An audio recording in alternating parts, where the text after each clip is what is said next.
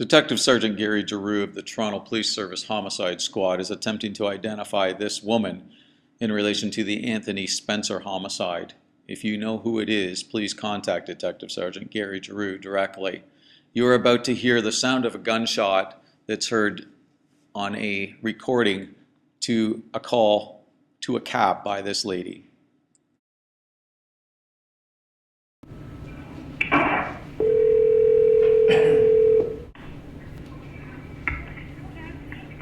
Hi, can I have a cab to Convenience, please? He has a previous for Ashley, is that correct?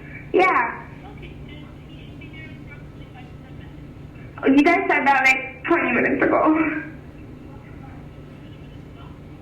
Yeah. Okay, okay, 10 minutes you said? Okay, thank you. The following is the unedited version of the entire press conference that features Superintendent Catherine Martin of 42 Division Toronto Police Service, as well as Detective Sergeant Gary Giroux of the Toronto Police Service Homicide Squad. We're here in conjunction with the Homicide Squad to speak about a series of shootings and gun violence that occurred in Scarborough, particularly Malvern, over the last 10 days. On January the 21st, Anthony Spencer was shot and killed at 799 Brimley Road. The lead investigator in that case is Detective Sergeant Gary Giroux, and he'll be speaking to you momentarily. 3 days later, on January the 24th, Christopher Thompson was shot and killed in his place of business, which is at the Malvern Town Centre. Detective Sergeant Dan Nealon is in charge of that case, and we have Detective Mary Vruna, a member of the investigative team here. And on Friday and Saturday evenings this past weekend, there were 3 drive-by shootings in the streets of Malvern. There's been a lot of speculation in the media and in the community of Malvern about these incidents. I'd like to dispel any rumors and to lay a couple of facts on the table. First of all, the investigation into the murder of Christopher Thompson has shown no evidentiary links to the murder of Anthony Spencer, nor to the 3 shootings in Malvern. Investigators always need to keep an open mind. Detective Sergeant Nielsen and his team are mindful of that, and they're committed to looking at everything. But to date, and the investigation is 8 days old, there has been no evidentiary links between those 5 incidents. On the other hand, the murder of Anthony Spencer and all 3 drive-by shootings that happened in Malvern on the weekend are linked. Detective Sergeant Giroux is going to speak to you momentarily, but he will not be discussing or taking any questions about the evidence that links those cases. I'd like to emphasize 3 things before I turn this over to Gary. First thing is, all 5 incidents were targeted. Both murder victims were targeted, albeit for different reasons. And the 3 shootings in Malvern were also targeted. These were not random events. The second thing is, and Gary is going to speak about this as well, I reiterate that the Toronto Police Service, 42 Division, the Homicide Squad, cannot do this on our own. We need witnesses' help. We can put together circumstantial cases, but there are gaping holes where eyewitness testimony is needed. And eyewitness information comes in all kinds of sizes and shapes. What you may think is not evidence or is trivial may fit perfectly into that gaping hole. I don't need to tell you this is a vicious cycle. We have witnesses that don't come forward, and ultimately, those who are responsible for the gun violence in our streets are left on the streets to further victimize the public. And finally, I want to say that all of the officers at 42 Division are dedicated to restoring the calm and the safety in Malvern. Regardless of their function, every person in my building at 42 Division has the gun violence in Malvern as their top priority. 42 Division is working with the citizens of Scarborough, the businesses in Malvern, the schools, the community centers, and the residents on the streets that this is happening on. It goes without saying that we are also working closely with the investigative squads, and I encourage you, I urge you to join us in that work and help us stop that cycle of gun violence. Gary? Victor, I'm just going to give the media an indication of what they're going to see before they actually play it, but I am going to be looking for the public's assistance in identifying a female that's been captured on some building surveillance equipment that was in the area of 799 Brimley Road on the night that Anthony Spencer was murdered. So on Saturday, the 21st of January 2012, at approximately 12:42 a.m., and I have to caution you that the time stamp on the recording is not accurate. The real time is 12:42 a.m. 3 suspects arrive at 799 Brimley Road by taxi. The 3 suspects are caught on video from a business situated within the same area as the recording studio. There are 2 males and 1 female who exit the cab and walk into what is known as the dungeon or the underground recording studio at 799 Brimley Road.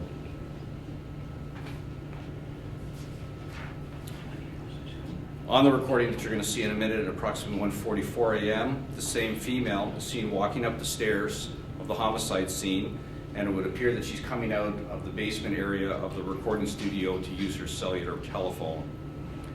After doing so, the female returns back into the recording studio.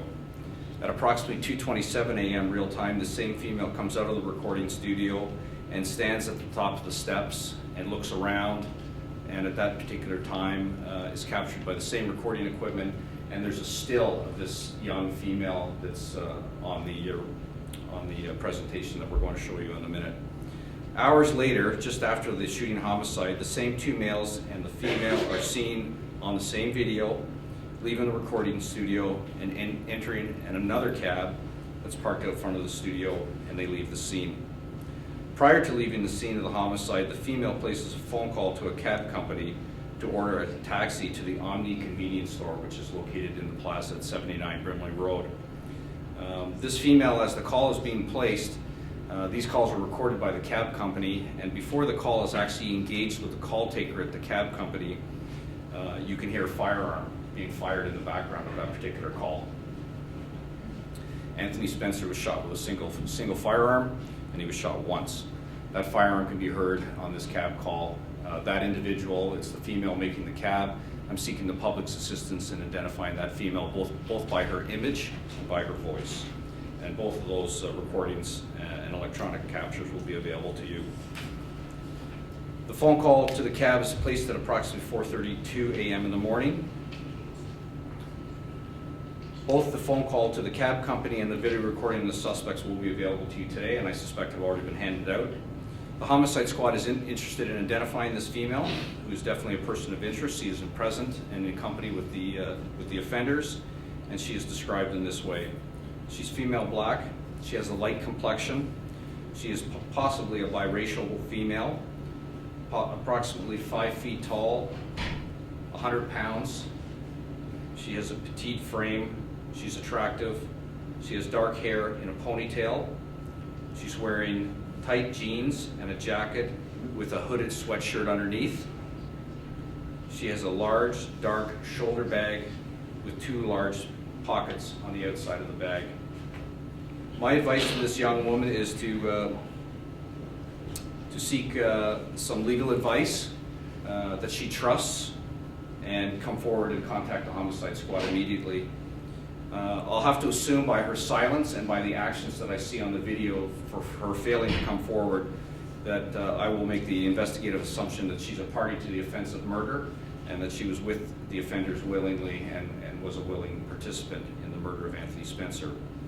2 persons of interest in this homicide have been arrested over the past week in relation to unrelated criminal offenses, and they currently remain in custody. Those individuals were arrested with the assistance of the Emergency Task Force and the Gun and Gang Task Force over the past week.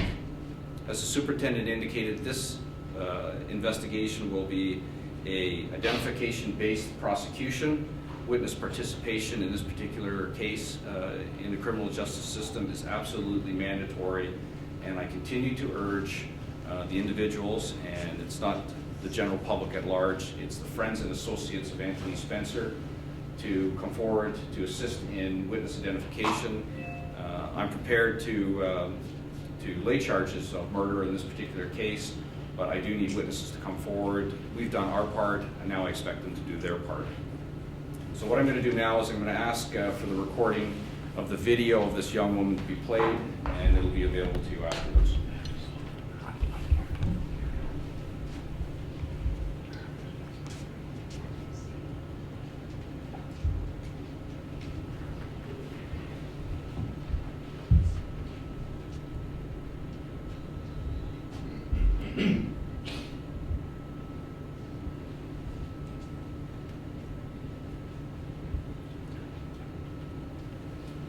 Play through again.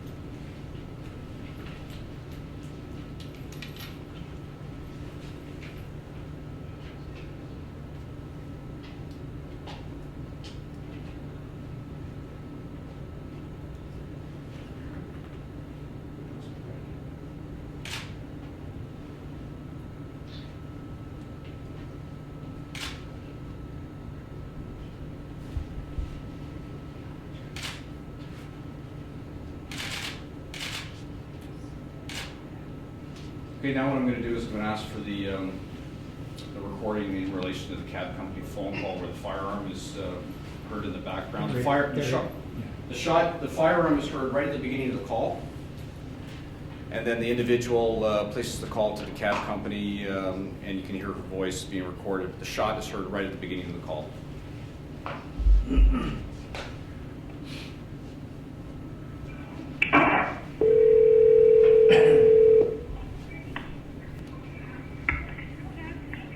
Hi, can I have a cab to Convenience, please? Okay, we have a murder here for Ashley, is that correct?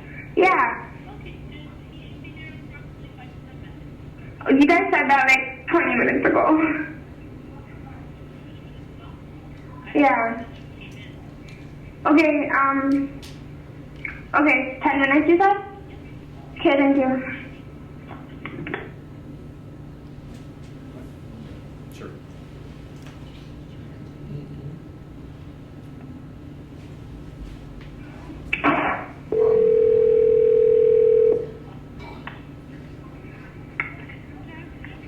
Hi, can I have a cab to Convenience, please? Okay, we have a murder here for Ashley, is that correct? Yeah. Okay, and he should be there in approximately 5 to 10 minutes. You guys said that like 20 minutes ago. Yeah. Okay, okay, 10 minutes you said? Okay, thank you. Just in conclusion, as I indicated, the homicide squad is eager to identify this individual. She has a difficult choice to make. She is either with them or she's against them. And my advice, as I indicated, is for her to get a lawyer and come forward and speak to us with regards to what happened. She's either a witness to the offense or she's a party to the offense, and she needs to decide. And I'll take any questions that I can in relation to the evolution of this particular investigation. So Gary, just to be clear, you have two persons of interest in custody that you suspect are the ones on this video, on the taxi video? Yes, and the piece that we're lacking is the one the superintendent alluded to, and that's the witness participation part of it. And it's clearly going to be an identification-based prosecution, and witnesses are required in this particular case. It's not going to be a circumstantial type of prosecution. Witnesses need to come forward, and if they do, charges will be laid. So you believe that one of those people was the shooter, but you need somebody to come forward and point a finger at them? Yes. And what were can you elaborate on the circumstances of the arrest and how you put the pieces together, who they are? I can't indicate who they are or show you photographs of them because it's going to tamper any photo items that will be done in the future. But the witnesses certainly know who they are, and all I need them to do is appropriately identify them in photographic lineups, and we'll lay charges of murder.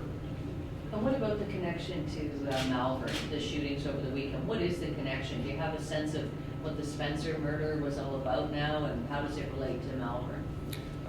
Again, it's evidentiary based, Sue. I can't really comment specifically on what it is, but it's definitely connected to Anthony Spencer's investigation. There's a number of different particular motives that we're playing with. It does have some gang overtones to it, and that's why I suspect the witnesses are experiencing some difficulty with regards to coming forward. What are they charged with now, and when were they arrested? Again, I can't comment on who they are or what charges they're facing, but they're unrelated criminal offenses that will likely keep them in custody for some period of time. Like outstanding warrants or something? Outstanding criminal charges that will keep them in custody, which provides me with some comfort knowing that no other members of the community will be victimized by them. And as a result of that, we'll be aggressively taking actions to keep them in custody until the completion of our homicide investigation. Do you expect both of them to be charged with murder?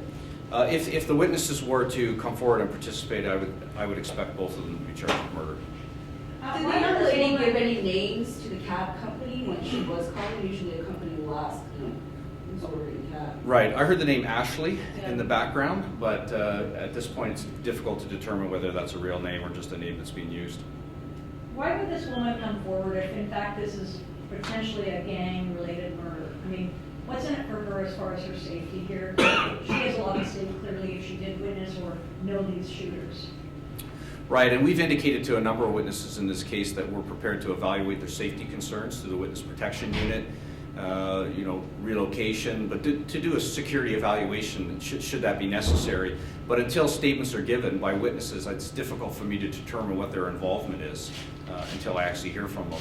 This individual is either present for an offense that she had no idea was about to take place and didn't consent to it, or she's a willing participant in it. And at this point, it's difficult to say until we find out who she is. Do you think she was the only other person there, or were there other people there too? Do you believe? Well, there were other people down in the recording studio, but these what I would be describing as the offenders. Do you think she's afraid listening to that recording? I'm sure you've listened to it over and over. Or what do you think you're hearing in her voice, or can you tell? I'm not sure by her voice, having never met her, is that she's even aware that the firearm was being fired in the background. She doesn't seem to be overly disturbed by it, but the recording certainly captured it. Before it engaged with the cab company, the recording was picking it up. So is that from inside the studio? I'm sorry, I'm not clear. How Yes. did you get, so that, the equipment was rolling inside the studio, and that's how you got that song? No, the equipment's rolling at the cab company. Oh, the When cab company. Cab companies record their telephone calls Right. for service. So they've already engaged with her before they start talking, The- that's why you hear that shot? Exactly. Okay. The recording is actually connected to the cellular phone, but the operator hasn't come on yet, and the shot is heard in the background. Okay, and Gary, I just would like to be clear if I could. The people that you arrested just this past week, were they arrested on a new offense, or there were warrants outstanding for them that you picked them up and they found themselves in custody? I'm just not clear on that. They were arrested on new criminal offenses. Okay, thank you.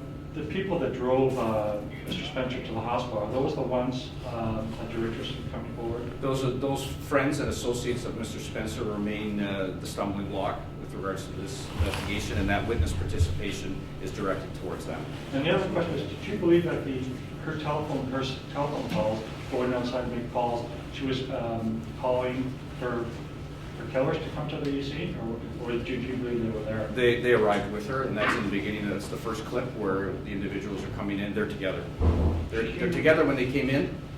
She leaves on a couple of occasions to make phone calls because of the reception and the concrete walls that are downstairs in the basement, and she leaves with them. And you don't know the subject of those phone calls that she was making? No, I don't. I don't know who she is. So she was with the suspects? Yes. Talking about the relationship between these drive-bys and this murder of Mr. Spencer, is it a leap to say that there may be a gang war going on in Malvern? No, I can't say that, Catherine. All I can say is that, all I'm prepared to say is that they're connected with each other, and 42 Division is aggressively investigating those particular occurrences, and we're working with them, and we're sharing information. But if the murder has gang overtones, is it not fair to say that it's maybe two gangs who are fighting one another? Well, the individuals that are in custody have some gang overtones to them. Whether the incidences in Scarborough over the weekend are specifically gang related, I don't have any information of that. But the individuals who are in custody are dangerous people, and that's why I say I take some comfort in knowing that the community is going to be protected, and it gives me some breathing room to continue my investigation, knowing that other members of the community won't be victimized by them. Are you still looking at Spencer's rap lyrics as possible motive in this? It's a motive, one of many that we have, and our investigation continues, but the difficulty is that the individuals who have those answers have yet to participate. Gary, the targets of the drive-bys, were they friends or associates of Mr. Spencer? I can't comment on who they were or what street they were on. Last question. Okay, thank you. Now, in regards to Homicide 5 for 2012, Chris Thompson, Detective Mary Bruna is willing to answer any questions, and I'll call it to the podium.